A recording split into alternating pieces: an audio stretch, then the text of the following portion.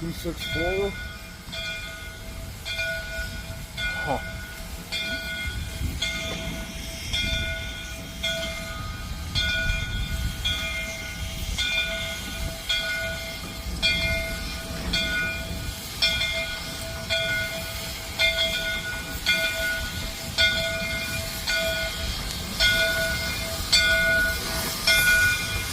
Is that a shade?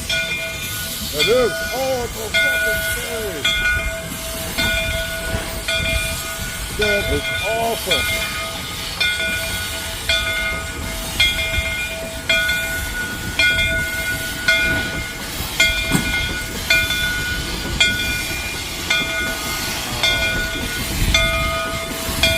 Manufactured in Lima, Ohio.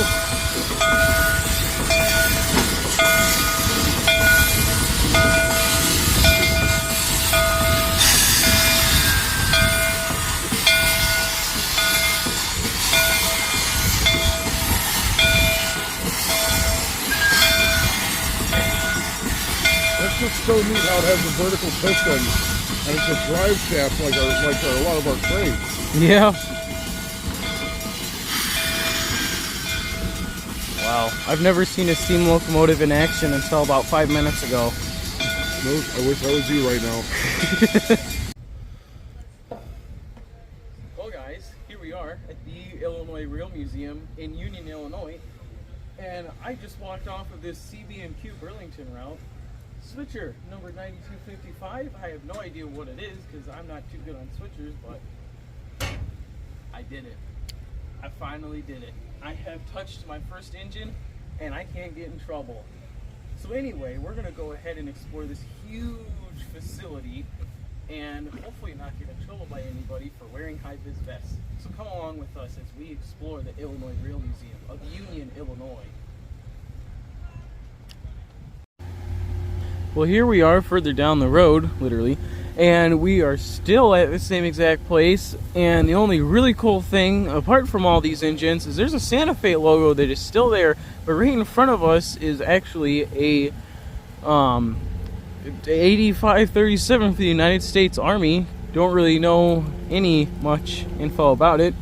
Then we got this Minneapolis, Northfield, and Southern Railway engine, and then we have a Santa Fe engine, and that one's really cool because the windows got the teardrop windows, and it's revolutionary. For those who don't know, the teardrop windows are something put on engines such as a few SD70 whatevers, and it actually creates more visibility for the conductor and engineer. So it's actually a really great feature. Don't know what it is, but it's one of those where you gotta go up those stabs, and it's a whole thing. But anyway, we're gonna continue our journey because we don't know much about this, and the only one on is that one, so we don't know what they're doing. But let's continue down the road. Oh, guys, I think my train's here. Wait, where am I? Oh, right. We're actually here inside of an old train depot that used to be ran by the Milwaukee Road when it still existed, obviously. Keep in mind, those chairs are really comfortable. Fell asleep. Anyway, there are some trolleys that just so happen to be out here that are going to be running again. Let's see. This damn thing never works. 2 o'clock, I think. We'll just say 2 o'clock. It's a random assumption, shot in the wind, you know. Anyway, so I gotta go check. I gotta go get my train. So you guys just do whatever you need to do. I gotta go.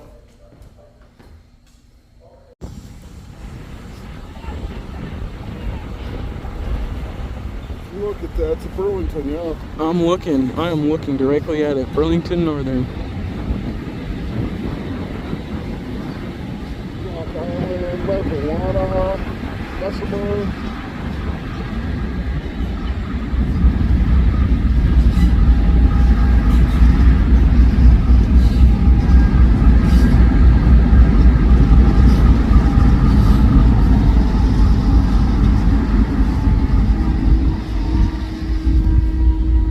It's a U-30 inside, and right here is a passenger business observation car.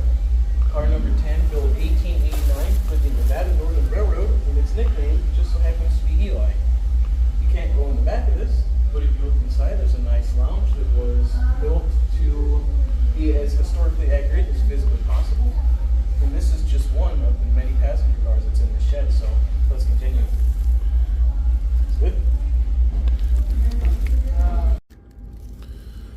right, and here we are on this northern Nevada Northern passenger car, and through one of the windows here, we can't go in right now, but they're talking about the business car alley. And as you can see in the sign, this middle room is crafted of the finest Honduran mahogany. It can be used as an office or dining room. The left is the master suite, and to the right is the accommodations for business officials or other guests. And let's see if we can get a shot inside of the master suite. Isn't that nice? Looks like a queen-size bed. It's really quite large.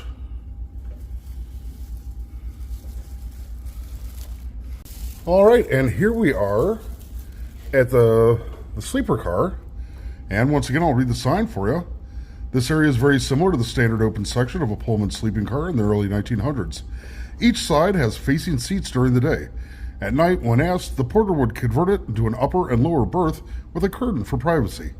The doorway at the right, normally closed, leads to 2 bathrooms, a shower, and the servants section. Honk honk to you too. Let's check out the bathroom here. Pretty small accommodations, as you can see. Small corner sink there, but you've got water, you've got a toilet there, and we have the enclosed business car here. And this small section is for the servants, and it also can be converted into an upper and lower bunk. Across the aisle is a butler's pantry and kitchen. Between 1900 and 1935, Pullman would supply stewards, cooks, and other servants for the cars at a fee. All were trained to the highest standards of service and appearance. During this era, they were considered very good middle-class jobs. The vast majority were filled by African Americans. Well, she wrote on that one. Excuse me, sir. Can I see your ticket? Oh, yeah, I've got it right here.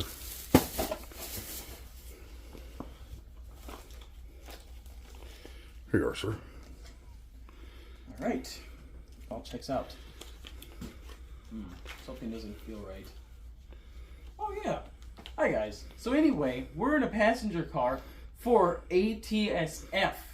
I don't know how to correctly pronounce it, so I'm not even going to attempt. But it was built in 1917. It is number 1534, again, for ATSF. The builder was Pullman/Santa Fe, and its empty weight is 143,800 pounds.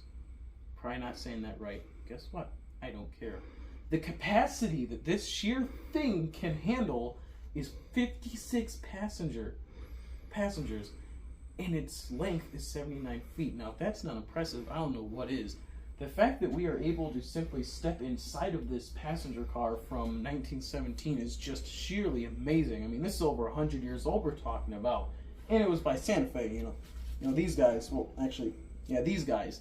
But anyway, we're going to continue on and go further down in the passenger car and see all the cool stuff there is to see, because the only stuff that's down here is really just the seats. So let's go down the line and see what we can find out. And here we are again in the ATSF, the Atchison, Topeka, and Santa Fe lounge and crew car. As you can see, we've got a simple bar area here. The barman would enter here and through this door. We have a little lounge area, a little booth, lots of ample seating on this end of the car. Now the food would come from the car behind us into this particular one. Over here we have just more of a passenger and crew car, lots of overhead storage, and in the back on the left here we've got bunk beds that we'll show you. Here we are at the further end of the passenger and crew lounge car. As you see, we've got some bunk beds here for sleeping. We've got a little kiosk here where they would probably have magazines, things of that nature, cigarettes, candy, things like that for sale. Little water fountain here. We've got a first aid pack here. We would have had a fire extinguisher. This little section here is a nurse's office and some additional storage before the end of the car. All right, here we are in the Louisville in Nashville, number 2726, also known as the Gout House. It's a 1930s diner car. This thing is just, you guys want to pause the video right there and read all that information, you're more than welcome to, because that's a lot of words. But if you just take a look past, this is just a huge diner car. We actually have a picture from inside of it when it was originally in use. And we also have a bunch of other pictures further down here. On all the tables, there's at least something to look at. So we are going to go ahead and move down to where the food gets cooked because I'm kind of hungry. All right, here's where the magic happens in the dining car, the galley. As you can see, it appears to be fairly small quarters, but I assure you, I've worked in restaurants that had smaller kitchens than this that served way more tables at a time than this car would have. Very well equipped, all stainless steel. As you can see, there's some modern stuff in there, but this thing would have produced everything from hamburgers and french fries to turkey dinners for Thanksgiving. All right, you see something neat, really neat right here. This is a 1947 Dodge rail inspection car from Union, Illinois, here in Union, Illinois. It's really neat. You know, it's got the high railers on there, so we can run up and down the tracks pretty easy. See if there's anything wrong with it. A lot faster and easier and cheaper to use than actually running a train all the way down the tracks to check them out. This is something neat right here. A little bit of Illinois Railway Museum history. This is a public service company number 7, built from the Baldwin Locomotive Works, which you see a lot of not only everywhere, but in Illinois especially, because there used to be a Baldwin plant in Seneca, somewhere nearby. I can't remember. We've been to a lot of places around here. But this is a switcher. It generally they would keep their supplies for the train on the engine itself and on the separate engine, so they were limited to how far they could run. So they're used as switchers or very short runs between one industry or another. Now, this particular engine was the first steam engine donated to the Illinois Railway Museum, who at the time called themselves the Illinois Electric Railway Museum. Getting the steam engine meant that they weren't just electric anymore, they entered the steam age. Yeah, Jim, you got about 5 cars left. All right, we're clear. Oh, hey, what are you doing in here? You're not. It's employees only. You're here anyway.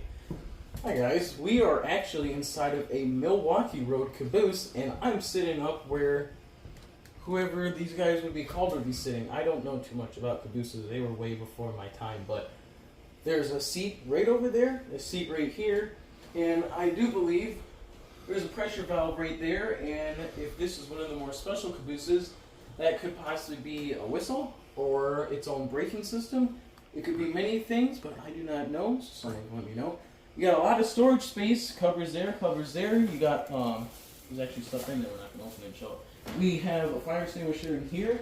You got your wood burning oven for those really cold days. All that stuff over there.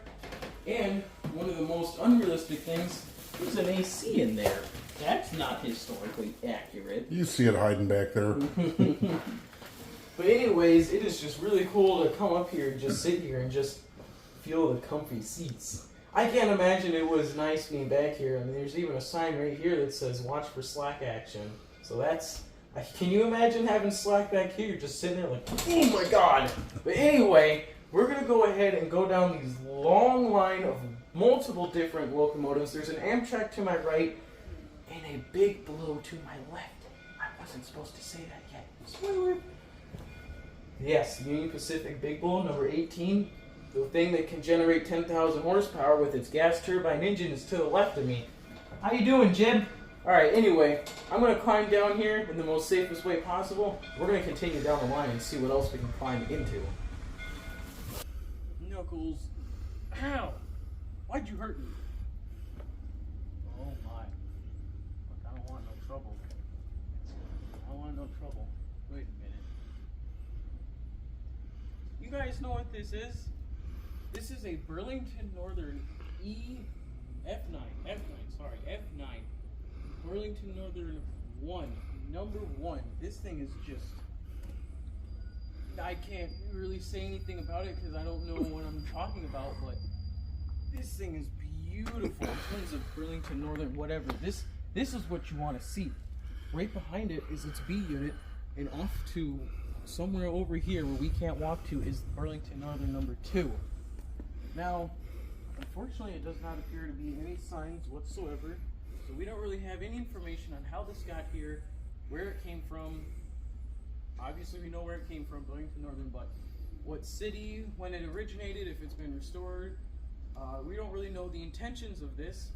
But right here is an honorable mention because this is actually a Chicago and Northwestern unit, and attached to it, where we cannot get to, is a Wisconsin Central Operation Lifesaver. For those who've been following my videos, you know I've seen a lot of Wisconsin Central boxcars on Iowa Interstate, so it's cool to actually see what their engines look like. But this is the main event. Right behind the cameraman here is actually Union Pacific 1848. It's a U-boat. It's just an honorable mention, but this thing is just beautiful. All the engines in here have been beautiful so far. The unfortunate thing is, it seems that we are rounding up our trip really quickly. We're actually going through this a lot quicker. I thought it was going to take like an hour to walk through everything, and then once you get moving, it's like, it just happens. Actually, wait, this is not a U-boat. This is a B-48. This is a -9, I want to say. Correct me if I'm wrong, please, because I do not know what the hell I'm talking about. It is for sure a B-48. That is 100% certain. Anything else cannot really be said too much. But it does appear the numbers have been replaced. Used to be 56, 57. Now it's 1848. I don't know what happened there, but anyway, Burlington Northern history, literally right in front of my eyes and making me look like I'm the smallest person on the face of the earth. So we're going to continue our journey and go further down this way and go on the path and see what else we can find. Alright guys, here we are in the final shed at the Illinois Railway Museum, and right behind me we have the Burlington Route 9911-A, because it's the A unit. It is a E5, and behind it is not only a B unit, but a different variety of passenger cars. And this is actually the Nebraska Zephyr or the Silver Pilot, because that's what it says on the engine. This thing is just, you cannot say enough about it, mostly because I don't know too much about it, but this is one of many beautiful engines in the shed, because all of these engines, diesel and steam, there is a lot. There is too much to go over because this video is over an hour long already, but there are definitely some honorable mentions. Like one of the many things that are in here is the DD8X40 by Union Pacific. For those who don't know, it's an EMD made engine, specifically made for Union Pacific by EMD, of course. Only 47 of them were ever made. That is correct, cameraman. The cameraman knows what he's talking about. We should have him doing this, not me. It has 6,600 horsepower with 2 engines on the damn thing. It is just, there is one left in service, and that one isn't it. But that's not the point. It is just a beast. But I wanted to look at this thing because it's the Burlington route, you know. It has stuff to do with, it has ties to BNSF, but in the end of the day, it's beautiful. It's such a beautiful, beautiful train. Really, the classic silver bullet Art Deco style, you can't beat it. You really can't. Really from the golden age of trains. Literally from the golden age of trains. So all of these steam engines, there were some honorable mentions. Cameraman, do you remember any of the interesting ones? Well, right off the bat, I'm going to have to show you this behemoth right here. Jesus. The 484. This thing was incredible. Built, of course, by Baldwin Locomotive Works. And it was built for Santa Fe. This one does run. There is another one in Santa Fe, but it's in static display. There were, I believe, 23 of these built, although I could be incorrect. There's a little sign over there that tells me, but I'm not going to look it up because I already said it. Valid point, cameraman. One of the more honorable mentions that is down here is the majority, I'm not going to lie, when we walk through it, the majority is steam engines, because, you know, steam, you know, diesel's good, but steam's where it's at. There is a bunch of F units further down the road. One of them specifically is an honorable mention. I'm going to go ahead and mention it. It is from the Milwaukee Road. It is currently being sanded down, and its old paint is being taken off, so I'm assuming they're going to repaint it at some point. But when we look down the nose, the windows, the headlights, they were all missing, and it was the metal. Like, they shaved it down to metal. So hopefully they're going to plan on restoring that to its former glory, because we know the Milwaukee Road had some nice paint schemes back when they still existed. But with all that being said, there are so many steam engines that are kind of similar. They're from different companies, but they're the same. There's some from Santa Fe, and there are some from the Burlington route, CB&Q, stuff like that. But other than that, unless the cameraman has anything to add. I have to say this has been my favorite part of the day, other than seeing the Shay, which is in my top 3 favorite trains ever. Which we didn't even mention, by the way. I forgot. Oh, we haven't even mentioned the Shay. That'll be for the next time we're up here in maybe a month. But this Spartan really does a great job of representing the golden age of trains from the 30s to the 60s. The transition from the massive, massive, earth-shaking steam locomotives like the big boys and such. There's not one here. But it does have a 484 to the F units and the E units and stuff. This is where railroading peaked. It really is. Well said. Well, I guess that's gonna have to be all for this video. Quick disclosure, probably not going down the tracks tonight, people, because this has already been a lot for me today, and I don't see why not, since we're gonna get back by probably about that time anyway, and I like to spend time at home. So, with all that being said, you guys have a great rest of your day, night, evening, whenever you decide to watch this, if you decide to watch it at all. If you got this far, I really appreciate you on coming on this probably more than 1 hour journey with me and my father, which is the guy that's been behind the camera all the time. It's not just a random guy, I swear, okay? He's just making it. He found me at the quick stop down the road. I said I like trains too. Oh Jesus, we'll cut that out. But anyway, I hope you guys enjoyed this adventure as much as we did. Which some people, you never know, but it was a really great time for us. So we're gonna go ahead and just end it off here. So I will see you guys in the next video when I'm recording Iowa Interstate again.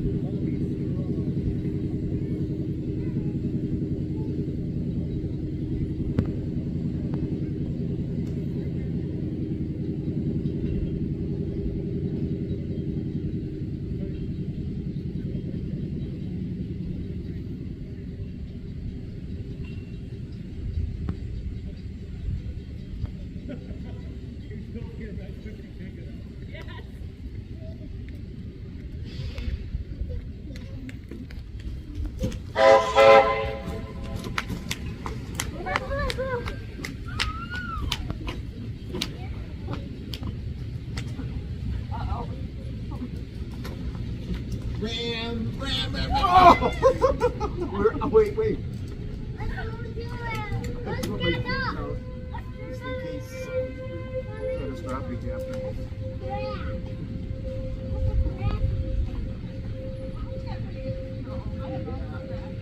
I'm also going back.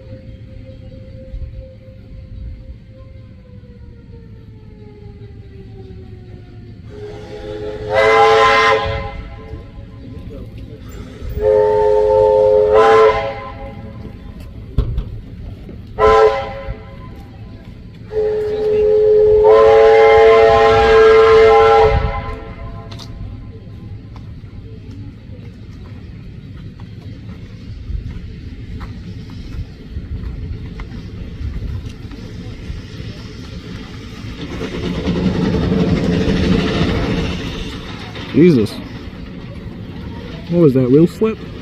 You reckon? Early? Oh shit, that's gonna be right in front of us here in a few minutes. Maybe?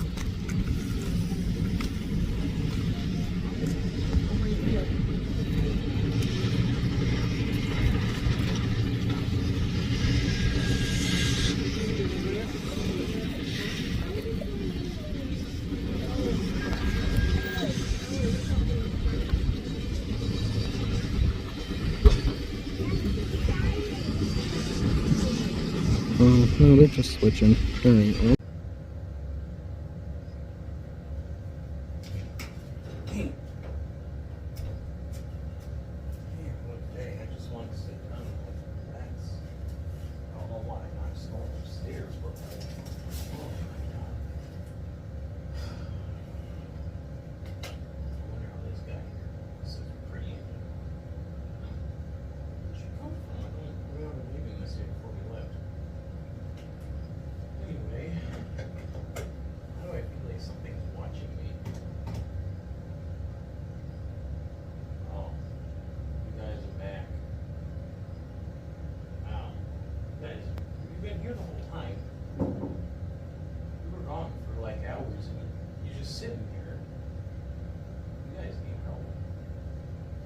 kidding.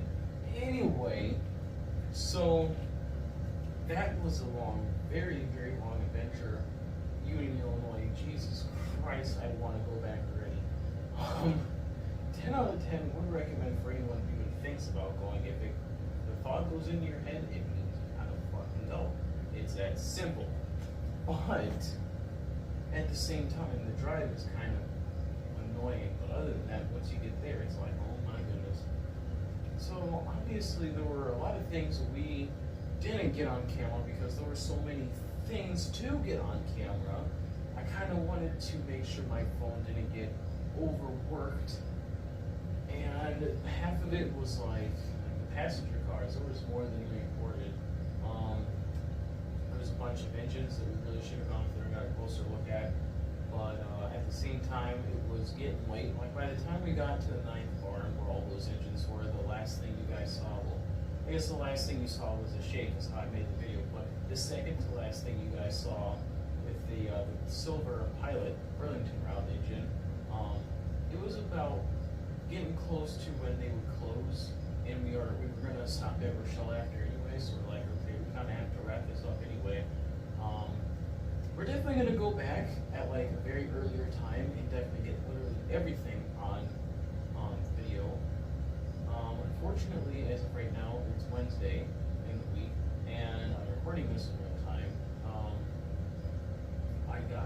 Obviously, I'm not even wearing the same stuff except the vest and the hat, but I just wanted to make this really quick before I posted the video, just explaining that it was not even a half an hour video. Like, I've made videos that was way longer than that. Like, the one where I went to Mendota was longer somehow. I don't know why. There is a 23-minute tour on a trolley that came from Chicago that turned 100 years old that day. That will be coming out as a separate video. Just because as of right now, just because it being Wednesday, the heat advisory is still going on. I haven't been able to go down to the tracks for, well, the night before I went to Union, that was the last time I saw them.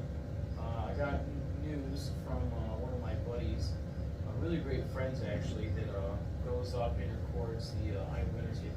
The guy I went with to record Iowa Interstate, go through Utica, go up the hill and stuff on Mark. He's got his own YouTube channel. I'm sure you guys know of him, but he was telling me that I missed 513 a few days ago, which is the Rock Island Heritage Unit, which it's unfortunate, it really is. But at the same time, my health is at stake going down there. It sucks. It really sucks going down there for 2 months. And it's like, when you don't do it for a week, when I go back down there, it's gonna feel weird. But the good news is the weekend's supposed to cool up, so definitely going down this weekend. Fortunately, I got 2 more days left of the week, which is Thursday and Friday, and I don't think I'm gonna be able to make it down at all. I don't really want to make an attempt because the heat might try and make an attempt to hurt me. Heat stroke and dehydration, stuff like that. Yeah, I sit in shade and I can bring water, but at the same time, it gets really hot where it's like hard to breathe. The humidity really sucks.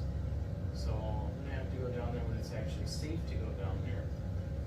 But I hope you all can understand that I'm not going to risk a heat stroke or anything heat related. I'm not going to risk that happening to me just to go see a train,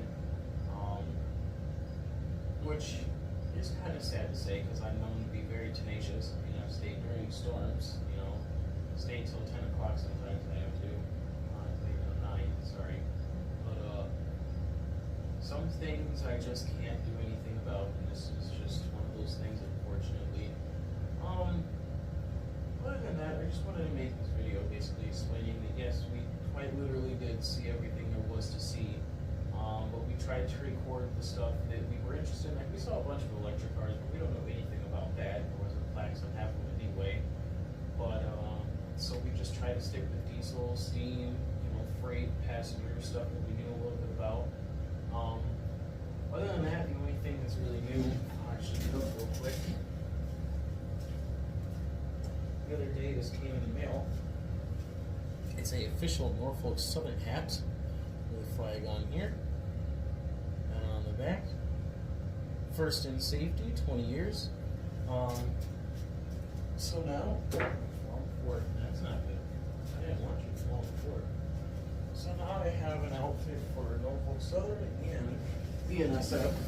Next one I'm going to try and complete is CSX, but it's really hard to find vests. Really, really difficult. I already got the hat. I've had it for a long time. It's from Kingsport, the Kingsport subdivision up in Tennessee. It's a really, really nice hat, but that's besides the point. I just wanted to give you guys a quick update there. But other than that, I don't know what that is. Other than that, I'm going to go ahead and end this video off right here. Hope you guys enjoyed this video. Even though it wasn't recorded today, it's just I'm running out of videos ideas. I only have so many things I can post a video about. The video I just posted about this bicentennial engine, which ended up being for Seaboard Coastline, by the way, only has one view and it's uploaded a day ago. So views are kind of declining right now, but I will get there. You know, I'll pick it back up this weekend, and hopefully this doesn't happen again. It might. It's just the reality is I can't do anything about it. But other than that, I hope you guys have a great rest of your day, night, evening. Whether you decide to watch this, if you decide to watch this at all, if you got this far, I appreciate it, and I really hope you enjoyed this video going to Union. The video of if I posted a video going to Rochelle, it's going to be like not even a 10-minute thing. Because at the time my phone was at 20%, so I didn't really record much. I could have already posted it, and I just don't know. I'm kind of tired, so I don't know. But all that being said, see you guys in the next video, and hopefully here in a few videos I'll be back down to 49 awareness state. Hopefully they don't think I'm dead or anything. I don't know. All right. Well, anyway, see you guys.